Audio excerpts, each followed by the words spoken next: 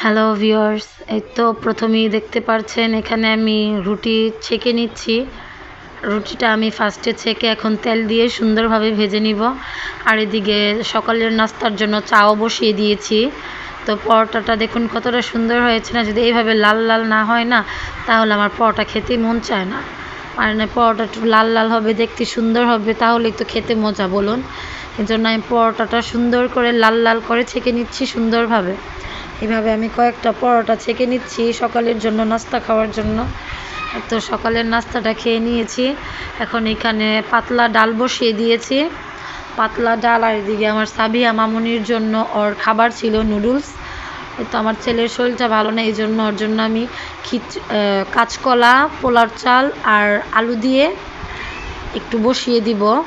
একদম পাতলা পাতলা রান্না করবে, এটা এক ধরনের খিচুড়ি। ডাল দিব না, কোনো মাংসও দিব না, শুধু আলু, কাঁচকলা আর পোলার চাল এভাবে দিয়ে পরিমাণ মতো লবণ আর একটু হলুদের গুঁড়ো দিয়ে আমি বসিয়ে দিব। কারণ হলুদটা ওর পেটে যত জীবাণু আছে সেটা কাটাতে সাহায্য করবে।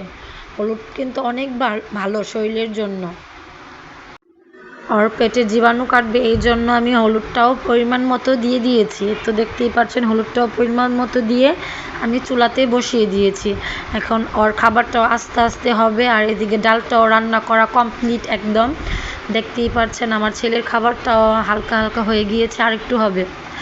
আরেকদিকে টমেটোর চাটনি আমি বসিয়ে দিয়েছি। আজকে টমেটোর চাটনি খাবো, এই জন্য টমেটো আর কাঁচামরিচ একসাথে সিদ্ধ বসিয়ে দিয়েছি।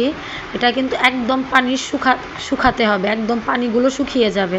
আর আমার ছেলের খাবারটাও দেখুন একদম নরম হয়ে গিয়েছে। আলু, কাঁচকলা, টমেটোতে যত পানি আছে একদম পানিগুলো কিন্তু শুকিয়ে যাবে, একদম লেগে লেগে যাবে যখন, তখনই বুঝতে হবে টমেটোটা হয়ে গিয়েছে। তো টমেটোটার আমি অনবরত নাড়তেছি, কারণ নিজেদের লেগে যাবে, এই জন্য নাড়তে হবে টমেটোটা। আমি নাড়তেছি টমেটোর চাটনি কিন্তু খেতে অনেক মজা, অনেক ভালো লাগে। আমার টমেটোর চাটনি খেতে অনেক মজা লাগে, ভাত দিয়ে খেতে অনেক মজা। টমেটোর চাটনি কিন্তু অনেকে এমন হুদাই খায় ফেলায়। আর তো এদিকে শুকনো মরিচ টালতে দিয়েছি, কারণ টমেটো হয়ে গিয়েছে, তো ওই জন্য শুকনো মরিচটা আমি ভেজে নিব। আর আমি এত বলদ, মানে শুকনো মরিচ দিয়ে ভাজতে গেছি, আঁচ এত বেশি ছিল, ফুটে উঠছে। দেখুন মরিচগুলো একদম পুড়ে গেছে, তাও চুলা একদম বন্ধ করে আস্তে আস্তে মোচমোচো করে নিয়েছি শুকনো মরিচগুলো। তো শুকনো মরিচগুলো ভাজা কমপ্লিট একদম, দেখুন একদম লাল লাল কালো কালো হয়ে গেছে। আর তো আমি টমেটোর চাটনিটা বানিয়ে নিচ্ছি সুন্দর করে, একদম হাত দিয়ে চটকিয়ে চটকিয়ে শুকনো মরিচ, ধনেপাতা আর পেঁয়াজগুলো ভালো করে আমি চটকিয়ে নিয়েছি। এখন আমি টমেটোর চাটনির মধ্যে ধনিয়া পাতা দিয়ে ভালোভাবে মেখে নিচ্ছি। হাত দিয়ে মেখে যেসব কাজ করা হয় না, অনেক মজা হয়, যা বলার মতো না। আর ভর্তা যদি হাত দিয়ে বানানো না হয় তাহলে কিন্তু স্বাদই হয় না। এত টমেটোর চাটনিটা একদম কমপ্লিট, দেখুন দেখতে কতটা মজাদার লাগতেছে।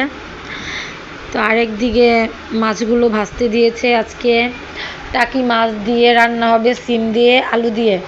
আমি রান্না বান্না তেমন ভিডিও করতে পারিনি, একদম লাস্টে এসে দেখি রান্না বান্না কমপ্লিট, কারণ আমার ছেলের শরীরটা ভালো না। তো আজকের জন্য এই পর্যন্তই, আল্লাহ হাফেজ।